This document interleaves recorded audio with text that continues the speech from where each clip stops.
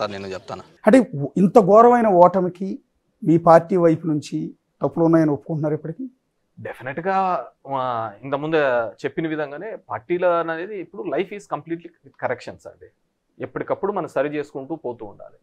So అధికారంలోకి ఉన్నప్పుడు ఎప్పుడైనా కానీ ఇంత మ్యాండేట్ ఇచ్చిన తర్వాత 151 సీట్లు వచ్చిన తర్వాత ప్రజల యొక్క ఎక్స్పెక్టేషన్స్ చాలా ఎక్కువగా ఉంటాయి.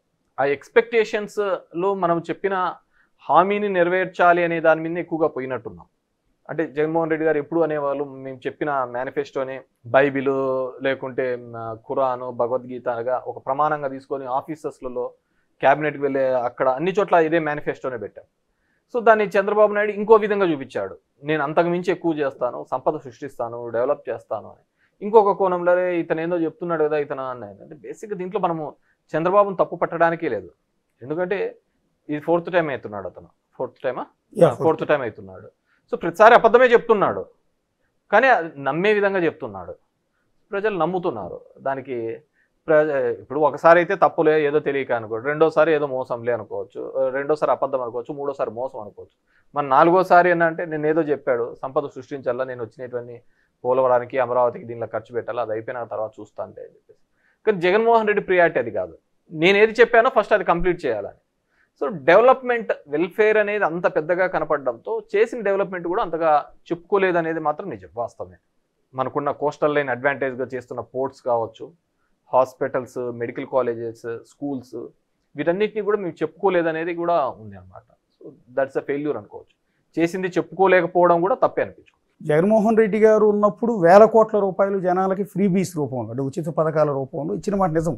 ప్రతి నెల బటన్ నొక్కేవాళ్ళు, ఏదో ఒక స్కీమ్ కింద అకౌంట్లో డబ్బులు వేస్తూ ఉండేవారు. అయితే దాని మీద పెట్టిన దృష్టి, మీరు అన్నట్టుగా మేనిఫెస్టోలో హామీలు ఇచ్చాను కాబట్టి నెరవేర్చాలి నేను, అదే నాకు బైబిల్, అదే ఖురాన్, అదే భగవద్గీత అని చెప్పి ఆ పథకాల అమలు మీద పెట్టిన దృష్టి డెవలప్మెంట్ మీద వదిలేశారు అని కదా ప్రధానమైన ఆరోపణ. డెవలప్మెంట్ మీద పెట్టలేదు అంటే బ్యాలెన్స్ చేసుకుంటూ వెళ్ళాలి కదా పరిపాలన. బ్యాలెన్స్ చేసుకోలేదు లేదు అనేది ఆరోపణ. కానీ నేను ఆరోపణ తీవ్రంగా ఖండిస్తున్నాను. అది తప్పు అని. వెల్ఫేర్కు అయినంత పబ్లిసిటీ డెవలప్మెంట్కు కాలేదు అని. It's a publicity, marketing. ఇప్పటికీ చంద్రబాబు నాయుడు నేనే ఎయిర్పోర్ట్ కట్టానంట, నేనే రింగ్ రోడ్ అంట, నేనే హైటెక్ సిటీ కట్టాడు, అతను ఒక బ్రాండ్ లాగా చేసుకోగలరు. అదేవిధంగా జగన్మోహన్ రెడ్డికి వెల్ఫేర్ అనేది ఒక బ్రాండ్గా కనపడింది తప్ప ఆయన చేస్తున్న డెవలప్మెంట్ అనేది బ్రాండింగ్గా లేకుంటే డెవలప్మెంట్ మేము చేసినామనేది చెప్పుకోలేకపోవడంలో ఫెయిల్యూర్ అయినారు అనుకుంటున్నాను నేను. అదే ఇప్పుడు నేను సపోజ్ చెప్తున్నాను, నా ధర్మవరం కాన్స్టిట్యున్సీలో యాజ్ ఎమ్మెల్యే కానీ నేను 3,000 కోట్ల రూపాయలు 5,000 కోట్ల రూపాయలు డెవలప్మెంట్ చేశాను. అది ఎంతమందికి తెలుసు చెప్పండి?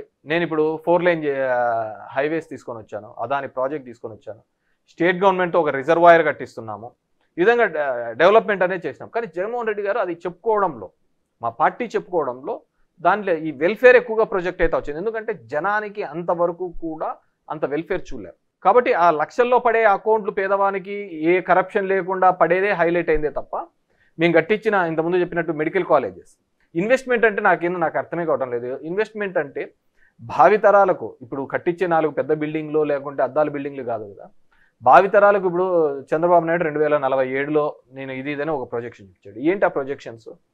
భావితరాలకు ఒక మంచి చదువు ఇప్పించి ఆ చదువు ఒక పేదవాడికి ఎటువంటి ఆర్థిక ఇబ్బందులు లేకుండా ఇవ్వడం అనేది బిగ్ ఇన్వెస్ట్మెంట్. ఎందుకంటే అతని మీద మనం ఆ చదువు మీద ఇన్వెస్ట్ చేస్తే అతను ఇంజనీరింగో డాక్టరో ఇంకోటి అయిపోయి మళ్ళీ దేశానికి ఉపయోగపడే పరిస్థితి వస్తాడు. మనం అలాంటివన్నీ కూడా చేయడం జరిగింది. మీరన్న ఫ్రీబీస్ అనేది తప్పండి. పిల్లలకు అమ్మఒడి వేయడం ద్వారా చాలా మటుకు డ్రాప్అవుట్స్ తగ్గినాయి. అది ఎంతమందికి తెలుసు? అదేవిధంగా మెడికల్ కాలేజీలు కట్టించడం వల్ల ఈరోజు తెలుగుదేశం గవర్నమెంట్ మెడికల్ కాలేజ్ మాకు వద్దని ఏదో రాసినారు, లెటర్ రాసినారని కూడా చెప్తున్నారు. ఇట్స్ అంతకంటే ఫూలిష్నెస్ ఎందుకు ఉంటుంది? ఎందుకు కేవలం ఆ పార్టీకి సంబంధించిన వాళ్ళకు చాలా medical colleges, private medical colleges, government medical colleges ప్యారలల్గా అన్ని 17 డెవలప్ అయితే, ఇండిపెండెన్స్ నుంచి అంత ఉండేది 11, 12 ఉంటే ఇప్పుడే 17 మెడికల్ కాలేజ్ డెవలప్ అయితే ఇది వ్యాపారంగా నడుపుతున్న వాళ్ళందరికీ నష్టమే కదా. ఇది కానీ జగన్మోహన్ రెడ్డి అట్లా చాలా మందికి కూడా ఇబ్బందికరమైన పరిస్థితి తీసుకొని వచ్చాడు. ఒకటి మెడికల్ కాలేజీలు కట్టడం, స్కూల్స్ అనే దానిలో ఎవరైనా సిబిఎస్ఈ కానీ ఐబీ కానీ ఒక గవర్నమెంట్ స్కూల్స్లో తీసుకొని వస్తారని ఆలోచిస్తాడు. మా యొక్క ఆలోచించినాడు ఆ పేదవాళ్లకు ఏ ఇబ్బంది ఉండకూడదు, బాగా చదువుకోవాలని ఆలోచించాడు. ఇవన్నీ మనం ఏమనుకున్నామంటే ఎండ్ ఆఫ్ ది డే వాళ్ళు ఫ్రూట్స్ తింటున్నారు కదా, ఆ ఫ్రూట్స్ తింటున్నప్పుడు అతనే ఓటర్గా కన్వర్ట్ అవుతాడని మనం అనుకున్నాం. కానీ ఫ్రూట్స్ పెట్టకపోయినా నేను ఏదో చేశాను, నేను నా వల్లనే ఈ ప్రపంచం బతుకుతోంది అనేది ఒక చంద్రబాబు నాయుడు ఆ మీడియానే చేయగలిగింది, ఇతను చేయలేకపోయినాడు. అంతకంటే వేరే డెవలప్మెంట్ జరగలేదు అనేది అవాస్తవం. ఈ రోజుకి కూడా ఒక్క సంవత్సరం అయితే అంటది, దగ్గర 8 నెలలు అవుతాను చంద్రబాబు నాయుడు ఏమీ చేయకపోయినా కానీ జగన్మోహన్ రెడ్డి చేసిన ఇండస్ట్రీస్ని దానిలోనే ఓపెన్లు చేసుకుంటూ చెప్పుకుంటున్నాడు కదా. చేస్తే డెఫినెట్గా చెప్పలేకపోయినాం. అంటే వైనాట్ 175 వైనాట్ కుప్పం అనేది మరీ ఓవర్ కాన్ఫిడెన్స్ కదా, అతిగా అనిపించలేదు అది? అంటే 151 ఇచ్చారు రికార్డు స్థాయిలో, దాన్ని కాపాడుకునే ప్రయత్నం చేయటం బాగానే ఉంటుంది, కానీ అది మీ అందరిలో కాన్ఫిడెన్స్ నింపే ప్రయత్నంలో వైనాట్ 175 అంటే ప్రతిపక్ష నాయకుడు అనేవాడే లేకుండా అంటే నేను ఒకటి చెప్పాను కదా, అంటే 75 సంవత్సరాల స్వతంత్ర భారతంలో ఎప్పుడూ కూడా మనం ఎన్నో సినిమాలలో చూసి ఉంటాం, కరప్షన్ లేనికుండా నేరుగా ఇన్ని లక్షల కోట్లు జనాలకు వాళ్ళ యొక్క ఫైనాన్షియల్గా స్ట్రెంగ్తన్ కావడం కోసం ఒక మోడల్గా తీసుకొని వచ్చాడు. మేబీ ఈ మోడల్ సక్సెస్ అయ్యింటే దేశమంతా ఇదే మోడల్ చేసిందిరేమో. ఈ మోడల్ ఫెయిల్ అయింది కాబట్టి ఈరోజు ఈ మోడల్ గురించి మాట్లాడు. సో ఆ విధంగా ఆ పేదవాళ్లకు ఆ కుప్పంలో ఇన్ని లక్షల కోట్లు ఇచ్చినాము, ఇన్ని వేల కోట్లు ఇచ్చినాము, ఇక్కడ ఇన్ని కోట్లు ఇచ్చినాం, వాళ్ళని ఆర్థికంగా ముందుకు తీసుకొని వచ్చినాము, వాళ్ళని చదువు కానీ పిల్లల అంటే సింపుల్ థింగ్ 30 లక్షల మందికి ఇల్లు ఇచ్చాడండి, ఇంటి పట్టాలు ఇచ్చినాడు. ఇది ఒక దగ్గర 1,00,000 కోట్ల రూపాయల ఆస్తి జనరేట్ చేసినట్టు ఈ రాష్ట్ర వ్యాప్తంగా ఒక ఇల్లు ఇచ్చినాడు, భూమి ఇచ్చినాడు, ఒక ఎకనామిక్ యాక్టివిటీ జరిగింది కదా. సో ఈ విధంగా ఆయన ఫీల్ అయినాడు. కానీ ఆయన ఆలోచించాల్సింది, ఏ రాజకీయ నాయకుడు ఆలోచించాల్సింది ఏంటంటే, నువ్వు 10 చెప్తే ఇంకోటి 20 చెప్తే ఆ 20 దిక్కే చూస్తారే తప్ప ఈ 10 ఇచ్చినామనే దాని మీద ఎవరే కానీ ఆలోచించరు, పెట్టరు. అంతకంటే వేరేది ఏం లేదు. ఇప్పుడు నెక్స్ట్ ఎలక్షన్కి ఎలా వెళ్తారండి? మళ్ళీ ఇదే మేనిఫెస్టో, ఇదే హామీ, మళ్ళీ ఇదే బటన్ నొక్కుడు, ఈ ప్రామిసులు చేసి వెళ్తారా? మీరు అన్నట్టుగా ఇది ఫెయిల్ అయింది కాబట్టి రూట్ మార్చి వెళ్తారు? ఈ బటన్ నొక్కుడు అనేది ఒక వర్డింగ్ తప్పేమో కానీ బేసిక్ ఇచ్చిన హామీల మీద నెరవేర్చుకుంటూ పోతాం. మొన్న కూడా చెప్పాడు, నేను మిగతా ఇంత చంద్రబాబు లాగైతే నేను చేయలేను, ఇవి మాత్రమే చేయగలుగుతాను అనేది. సో దట్ డిపెండ్స్ ఆ రోజు రాజకీయ పరిస్థితులలో. ఇప్పుడున్నట్టు కేవలం ఈ పథకాలే కావాలి అనుకుంటున్నారా, లేకుంటే ఇంకో ఇన్ఫ్రాస్ట్రక్చర్ కావాలనుకుంటున్నారా అని ఇట్స్ అ మోడల్. ఆ మోడల్ ట్రై చేసాం, ఆ మోడల్ సక్సెస్ కాలే, పథకాలు ఇవ్వడం అనేది సక్సెస్ కాలే.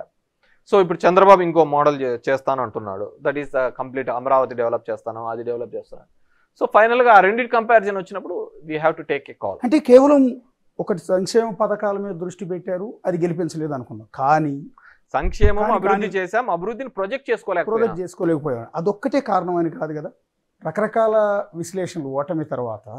అందులో ఒకటి అసలు రాజధాని అనేదే లేకుండా 5 ఏళ్ల పాటు పాలించడం, ఉన్న రాజధానిని డిస్టర్బ్ చేసి 3 రాజధానుల పేరుతో ఎక్కడ ఏమీ చేయకుండా వదిలేయటం వల్ల నీకు ఎవరిని పెట్టుబడి పెట్టడానికి వచ్చినప్పుడు రాష్ట్రానికి పెద్ద తలకాయ ఏదైనా అడిగితే చెప్పలేని పరిస్థితి వచ్చింది కదా. అమరావతిని డిస్టర్బ్ చేయకుండా మరి కావాలంటే నీ పేరు మార్చుకుని ఏ రాజశేఖర రెడ్డి పేరు పెట్టుకుని అదే రాజధాని కంప్లీట్ చేసుకుంటే పరిస్థితి వేరుగా ఉండేది.